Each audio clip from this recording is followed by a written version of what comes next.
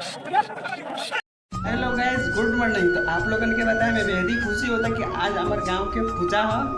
तो जैसे हर साल मनावल जाला वैसे ही आज के भी दिन मतलब पूजा हमनी के मनेला। जैसे हर साल के भांति बोला जाला इस साल भी मतलब हमनी के गांव के पूजा हो। जैसे काली माता का मतलब भोजपुरी बोले तो टी बाबा का, जैसे अपन पूजा गांव के पूरा टोटल गांव के पूजा हो। तो आई लो मतलब आप लोग को दिखावत नहीं अपने गांव के पूजा के ना होला। तो चलो लो वीडियो के स्टार्ट कर दे।